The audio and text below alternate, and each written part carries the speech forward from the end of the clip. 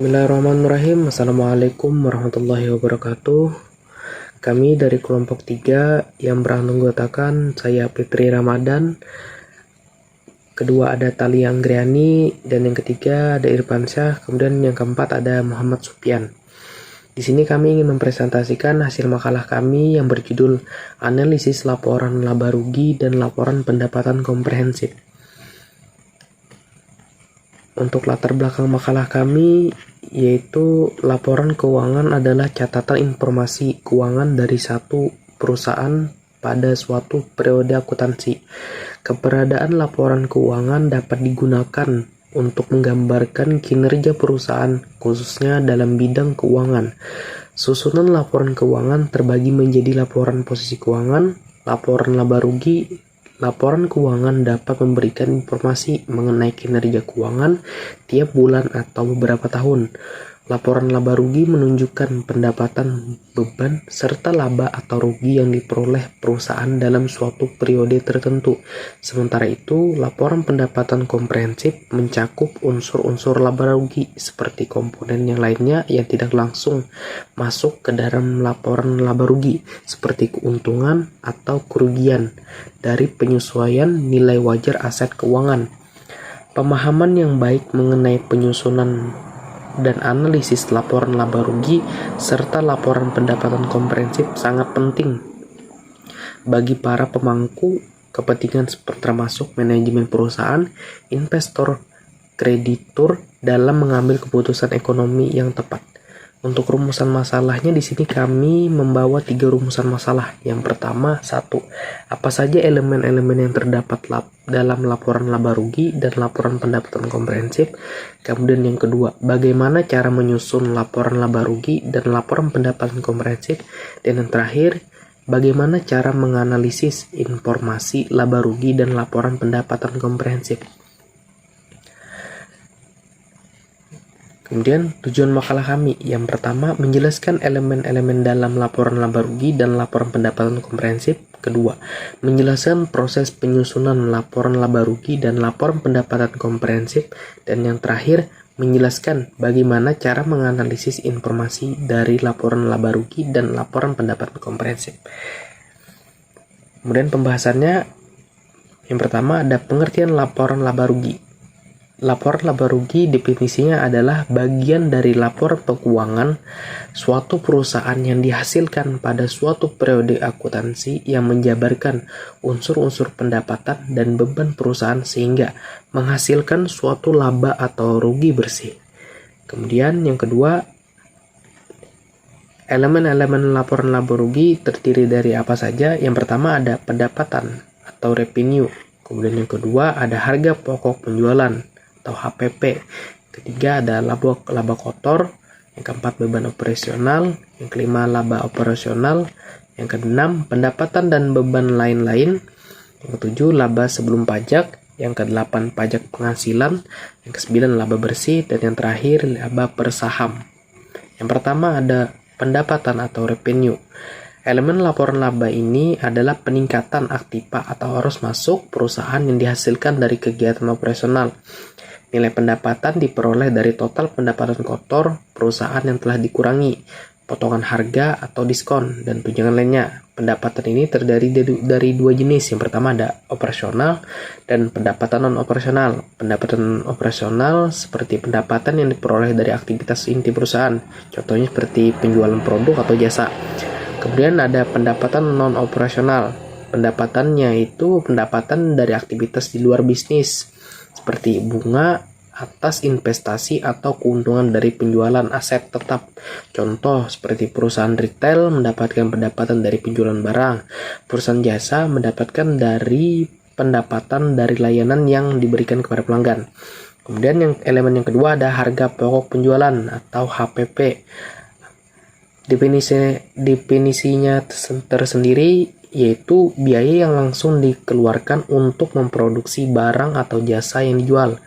Biaya yang dicakup yaitu biaya bahan baku, biaya tenaga kerja langsung, biaya operasional pabrik seperti listrik dan peralatan lainnya. Kemudian rumusnya dari harga pokok penjualan atau HPP ini yaitu HPP sama dengan biaya bahan baku ditambah biaya tenaga kerja langsung dikurangi biaya operasional. Nah, itu rumusnya. Kemudian yang ketiga ada laba kotor atau gross profit. Definisinya yaitu adalah selisih antara pendapatan dengan harga pokok penjualan atau HPP. Contoh rumusnya, laba kotor sama dengan pendapatan dikurang HPP. Kemudian yang keempat ada beban operasional atau operating expense.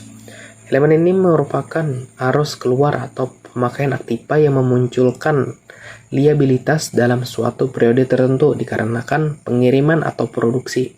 Nah, beban ini dibagi menjadi dua. Jadi beban operasional dibagi menjadi dua. Yang pertama ada beban penjualan, yaitu biaya yang terkait dengan pemasaran dan distribusi produk seperti iklan, promosi, dan biaya pengiriman. Kemudian yang kedua ada beban administrasi dan umum, biaya yang tidak berhubungan langsung dengan produksi seperti gaji karyawan, sewa kantor, dan perlengkapan kantor.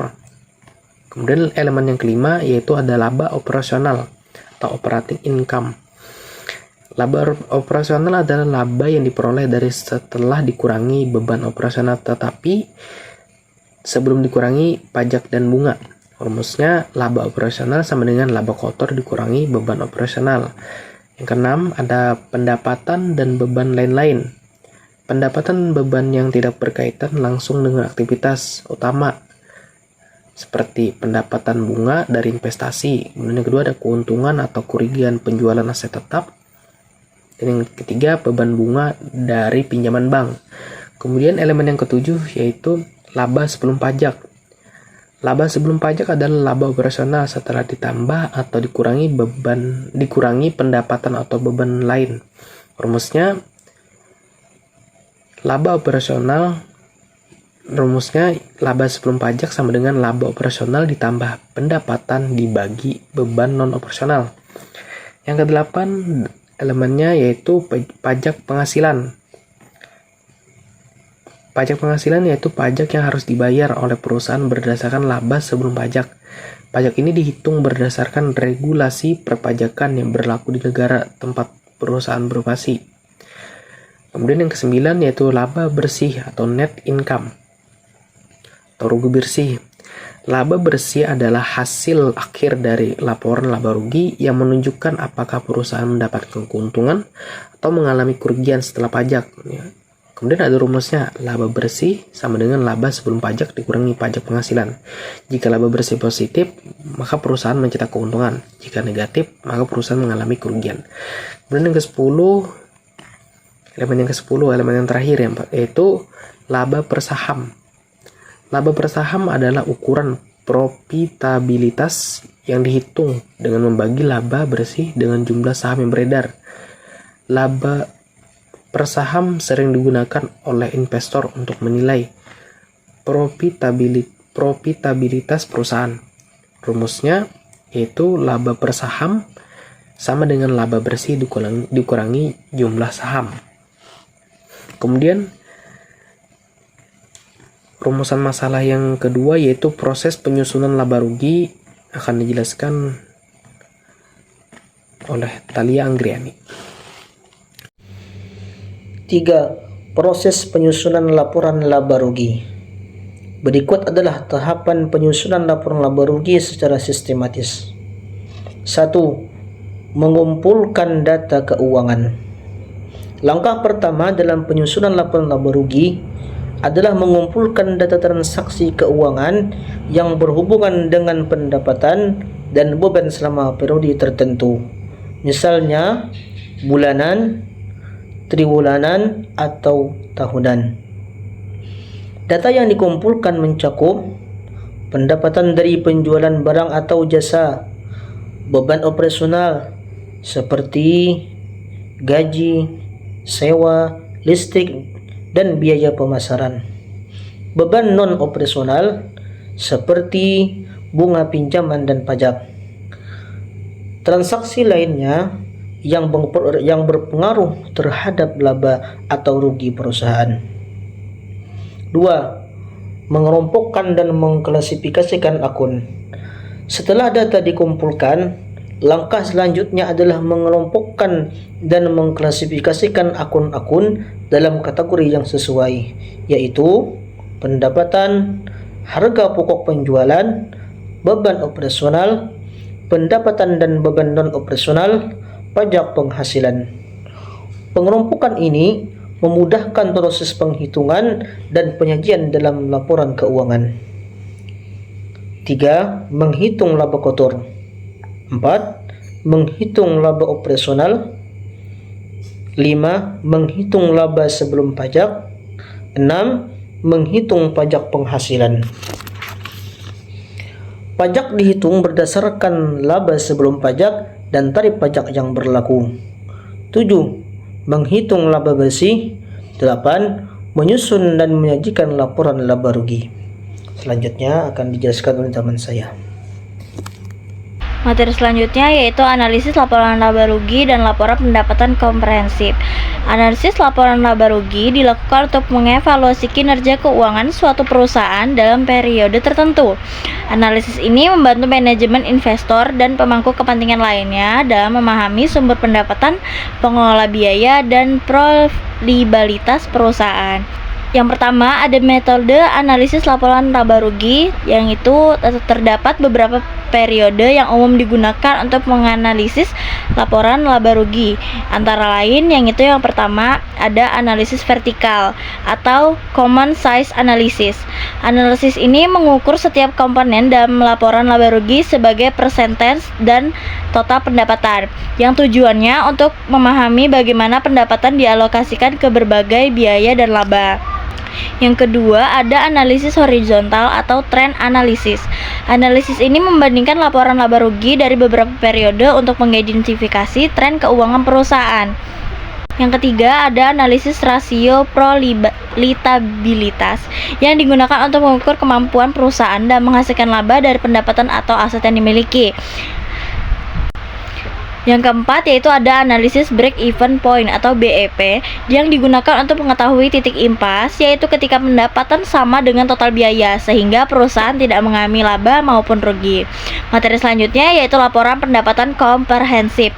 Laporan pendapatan komprehensif ini adalah laporan keuangan yang mencantumkan laba bersih dan pendapatan komprehensif lainnya dalam satu periode akuntansi. Laporan ini merupakan salah satu laporan keuangan terpenting perusahaan, yaitu laporan ini memberikan gambaran yang lebih luas mengenai perubahan ekuitas yang tidak hanya berasal dari aktivitas operasional, tetapi juga dari perubahan nilai aset dan kewajiban akibat faktor eksternal seperti perubahan nilai tukar mata uang asing, penyesuaian investasi, dan keuntungan, kerugian, dan instrumen keuangan. Elemen-elemen laporan pendapatan komprehensif. Laporan laba rugi memiliki berbagai elemen penentu yang mempengaruhi hasilnya, seperti pada konsep laba lainnya. Terdapat 3 elemen penting, yaitu penghasilan, beban, dan komponen pendapatan komprehensif. Berikut penjelasan mengenai ketiga elemen laporan laba rugi komprehensif tersebut. Yang pertama, penghasilan. Pendapatan mampu menyebabkan adanya peningkatan manfaat ekonomi selama periode waktu tertentu. Hal ini ditandai dengan peningkatan kekayaan bersih, ekuitas dalam bentuk penambahan aset dan penurunan hutang sebagai akibat dari bisnis perusahaan, bukan pemilik modal perusahaan. Yang kedua, beban. Beban mengakibatkan penurunan manfaat ekonomi selama periode waktu tertentu, sehingga mengakibatkan penurunan aset bersih, ekuitas, dan peningkatan beban utang. Namun utang itu tidak berasal dari nilai kontribusi modal pemilik perusahaan. Yang ketiga, komponen pendapatan komprehensif. Komponen pendapatan komprehensif lain berasal dari berbagai pos pendapatan dan beban yang tidak diakui dalam laporan laba rugi. Komponen ini terdiri dari: yang pertama, keuntungan atau kerugian dari penyesuaian nilai wajar aset keuntungan. Jika perusahaan memiliki investasi dalam bentuk saham atau obligasi, nilai aset ini dapat berubah sebagai nilai fluktuasi pasar. Kenaikan atau penurunan nilai aset ini tidak langsung diakui sebagai laba rugi, tetapi masuk dalam pendapatan komprehensif lainnya. Contoh, jika perusahaan memiliki investasi saham di perusahaan lain dan nilai saham tersebut naik, keuntungan ini tidak langsung diakui dalam laporan laba rugi tetapi dalam laporan pendapatan komprehensif. 2. Keuntungan atau kerugian dari selisih kurs mata uang asing. Perusahaan yang beroperasi secara internasional seringkali memiliki transaksi dalam berbagai mata uang. Selisih kurs dari konversi mata uang asing dapat menghasilkan keuntungan dan atau kerugian yang masuk dalam pendapatan komprehensif lainnya. Contoh, perusahaan multinasional memiliki anak perusahaan di luar negeri. Saat laporan keuangan anak perusahaan dikonversi ke mata uang perusahaan induk, selisih kurs yang muncul dicatat dalam pendapatan komprehensif lainnya. 3. Keuntungan atau kerugian dari instrumen derivatif lindung nilai hedging instrumen.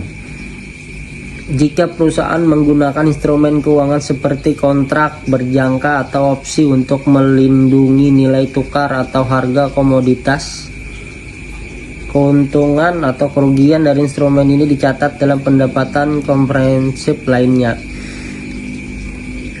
Contoh, sebuah perusahaan yang membeli bahan baku dalam dolar Amerika Serikat tetapi beroperasi dalam rupiah menggunakan kontrak lindung nilai untuk melindungi diri dari fluktuasi mata uang. Jika kontrak tersebut menghasilkan keuntungan, maka itu masuk ke pendapatan komprehensif lainnya. Penyesuaian revaluasi aset tetap. Dalam beberapa standar akuntansi seperti IFRS, perusahaan dapat melakukan revaluasi atas aset tersebut. Jika ada kenaikan nilai aset tetap setelah revaluasi, keuntungan tersebut masuk dalam pendapatan komprehensif lainnya. Contoh, sebuah perusahaan properti melakukan revaluasi atas gedungnya. Kemudian kesimpulan dari makalah kami yaitu laporan laba rugi dan laporan pendapatan komprehensif merupakan bagian penting dalam laporan keuangan yang digunakan untuk menilai kinerja perusahaan. Elemen-elemen utama seperti pendapatan, HPP, beban operasional, laba operasional, dan laba bersih sangat penting untuk memahami keadaan keuangan perusahaan. Analisis laporan laba rugi membantu dan memahami kinerja keuangan perusahaan termasuk profitabilitas, efisiensi operasional, dan tren pertumbuhan. Dengan menggunakan metode seperti analisis vertikal, horizontal, rasio profitabilitas, dan break-even point, perusahaan dapat mengidentifikasi kelemahan dan peluang untuk meningkatkan kinerja keuangan. Analisis ini sangat penting bagi investor dan manajemen untuk membuat keputusan bisnis yang lebih baik dan strategis. Pemahaman yang baik mengenai elemen penyusunan serta analisis informasi dari laporan tersebut dapat membantu pengambilan keputusan yang lebih tepat bagi para pemangku kepentingan. Mungkin itu saja presentasi dari kelompok kami. Kurang lebihnya kami minta maaf. Saya akhiri. Assalamualaikum warahmatullahi wabarakatuh.